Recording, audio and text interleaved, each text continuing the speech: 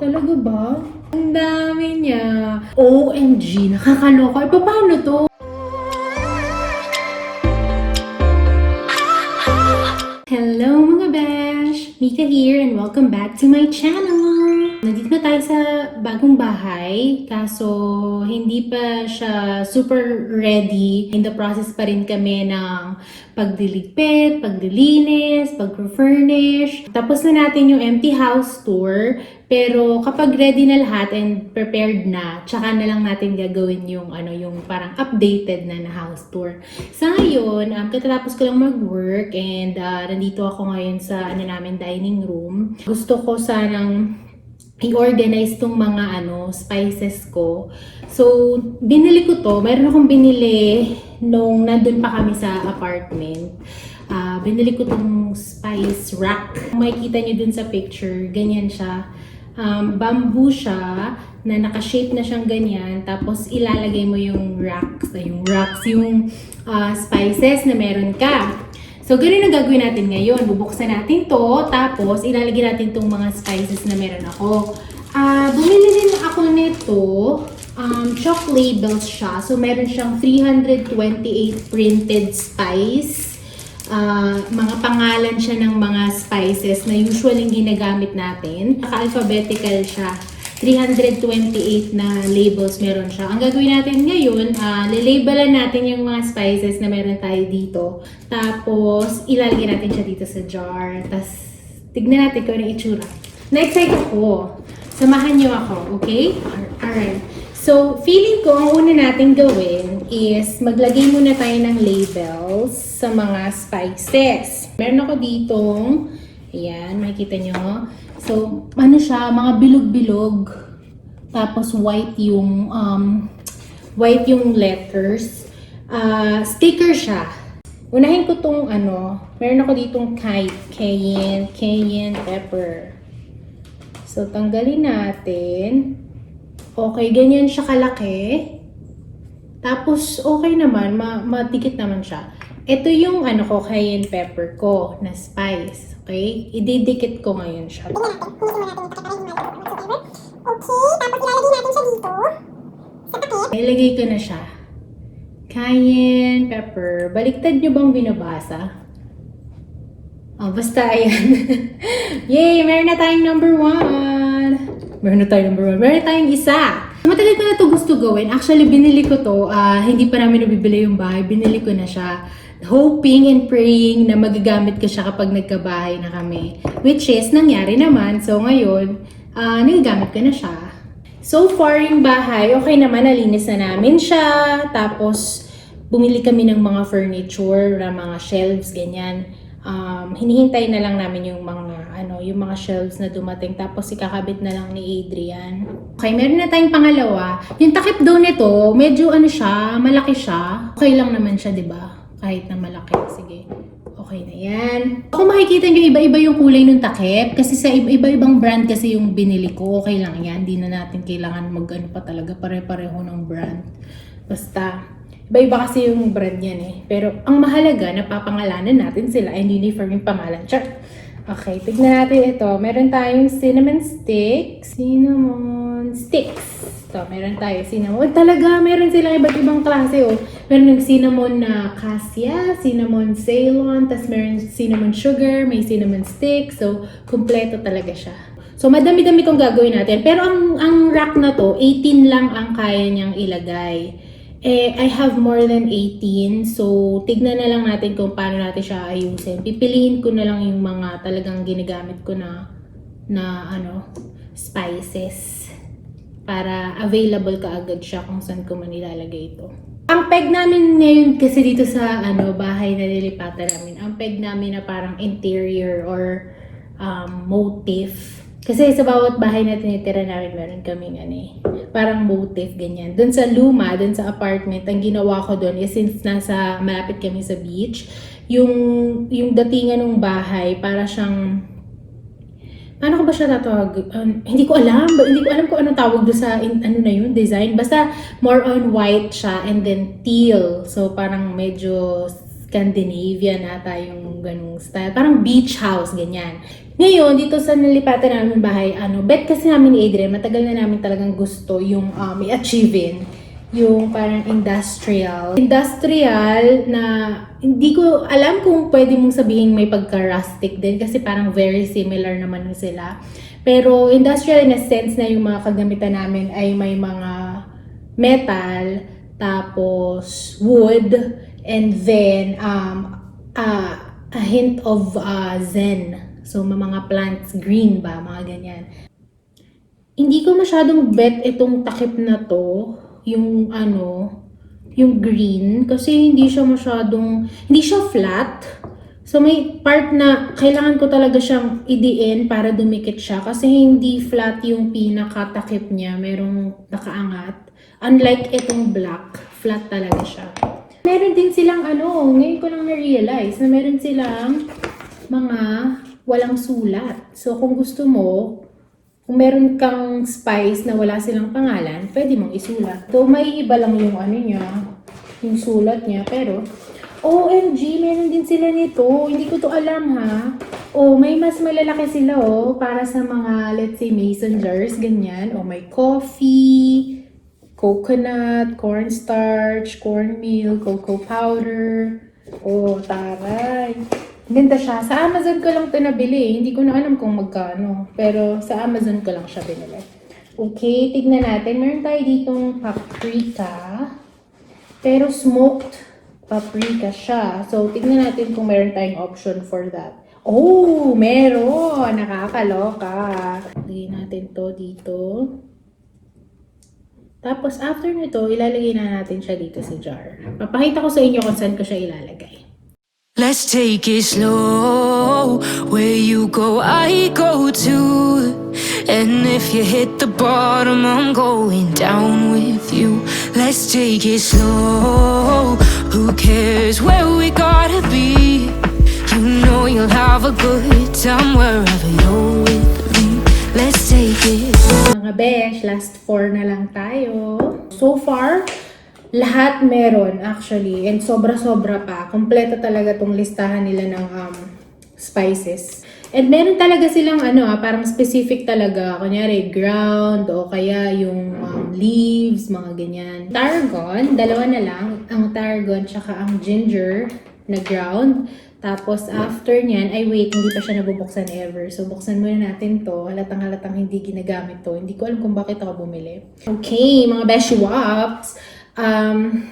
Ginupit ko yung yung pinaka-seal. So, ngayon, ilalagay na natin yung pangalan niya.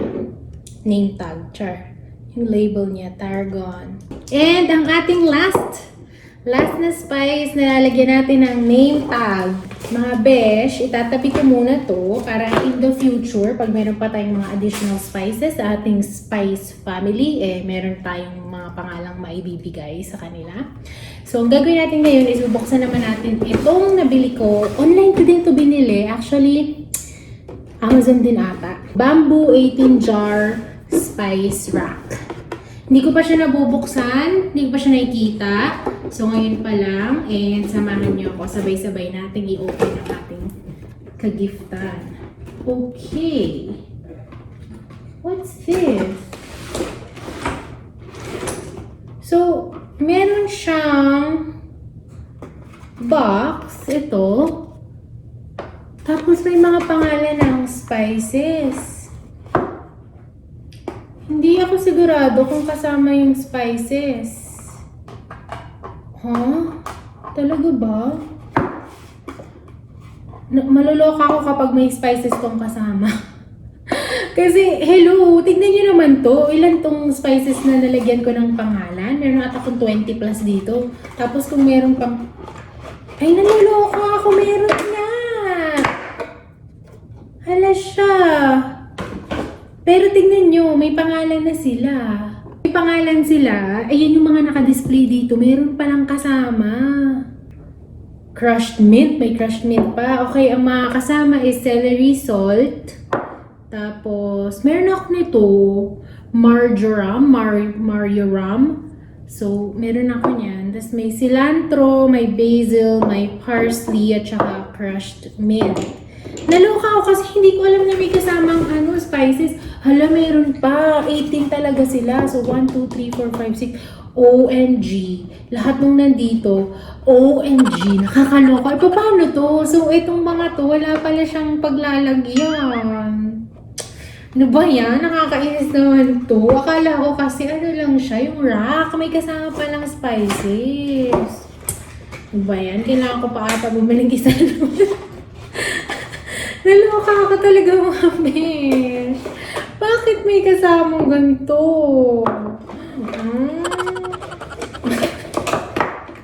Ang fail. Nag-effort pa naman ako dito. So, may mga, ayan, lahat ng nakikita nyo dito sa picture, kasama siya sa loob. Naloka ako So, buksan muna natin lahat ng mga spices na kasama.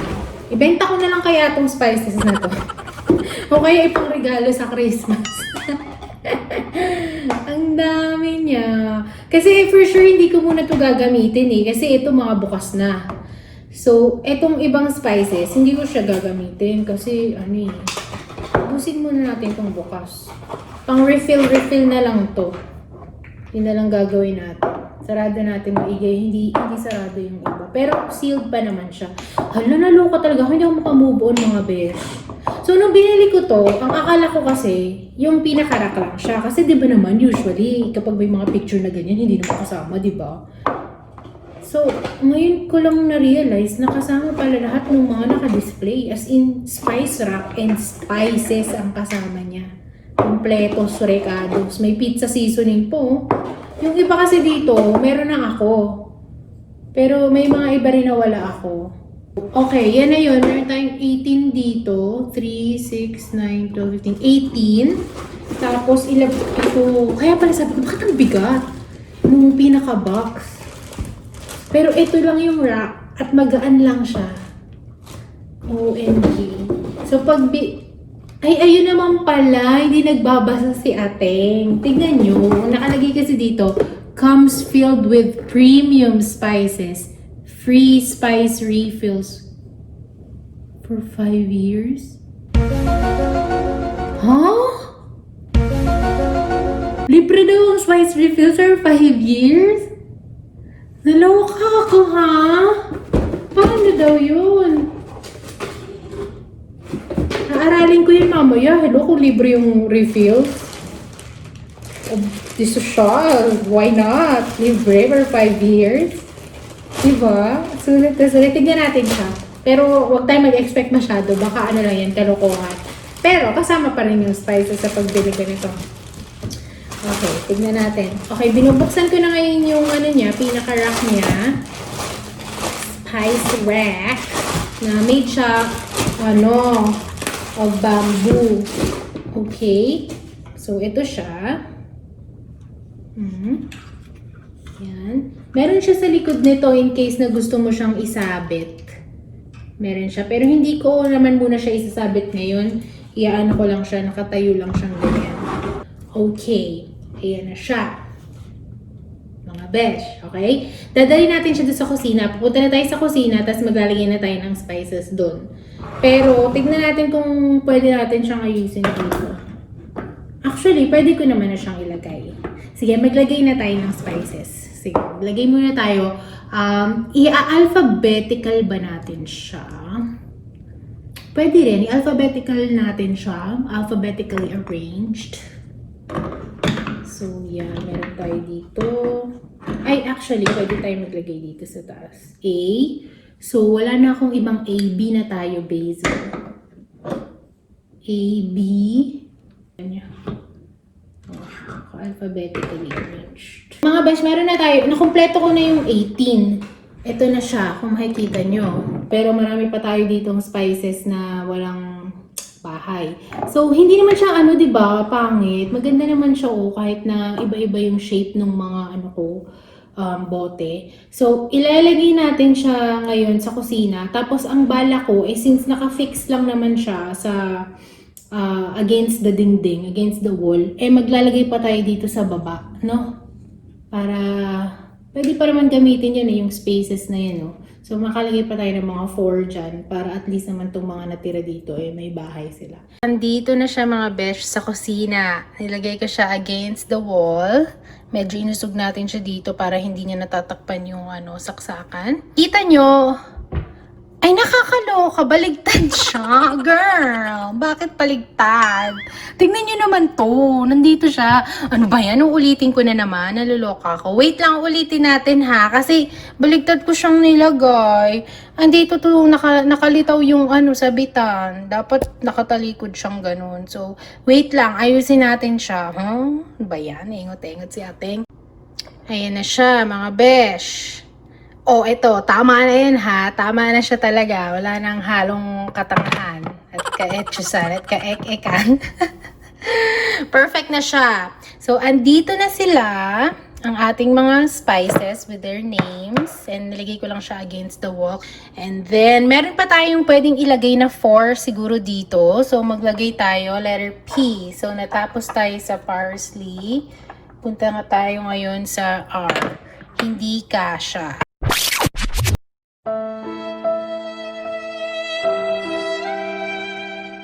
Hindi siya kasha mga besh. So, yan na talaga siya. Yan na ang gagamitin natin ngayon. Tapos, itinabi natin siya dito sa ating rice cooker. So, yan naman. Siyempre, kailangan tayo may rice cooker. Sabi nga ni Mikey Bustos, 'di ba? A Filipino household without a rice cooker is like Bruno without Mars. It's just the way we are. Charat! Dami kaikikan. So, ayan na nga mga besh. Natapos na natin ayusin ang ating spices sa bagong spice rack na nabili natin. And sana nag-enjoy kayo sa sandaling pagsasama natin. Sure! Sandaling pagsasama habang pinapanood nyo ako sa pag-aayos ng aking mga spices. And sana may natutunan kayo. Ang moral is magbasa bago bumili para hindi kayo magaya sa akin na magugulat na lang na kung ano-ano yung kasama ng mga binili kasi hindi nagbasa. Pangalawa is iwasan ang katangahan. So, may mga fail tayo kanina pero hindi na natin yun mababago. Nangyari na eh. Move on na lang tayo sa mga kapalpakang nagawa ko kanina. But yon, thank you again mga besh. So sa susunod, marami pa tayong gagawin dito sa bahay. Pero sa ngayon, ito muna yung tinarget ko kasi matagal na kasi siyang naka-ready and matagal na siyang naghihintay. Matagal na naghihintay yung mga spices na magkaroon ng bago nilang tahanan. Kaya ginawa ko na. And sa susunod, tignan natin kung ano naman ang ating aayusin dito sa bahay paunti-unti. And hopefully ay maitur ko na kayo sa updated na bahay natin. Magkita-kita tayo and thank you again for watching. I hope you enjoyed and hopefully I see you on my next vlog. Don't forget to like, subscribe, and spread the good vibes. Bye-bye! So, nandito tayo ngayon sa likod ng bahay. Lumabas ako kasi baka marinig ni Adrian, meron na naman tayong prank na balak sa kanya. Prank na to, nauso siya sa TikTok. What? What are you saying?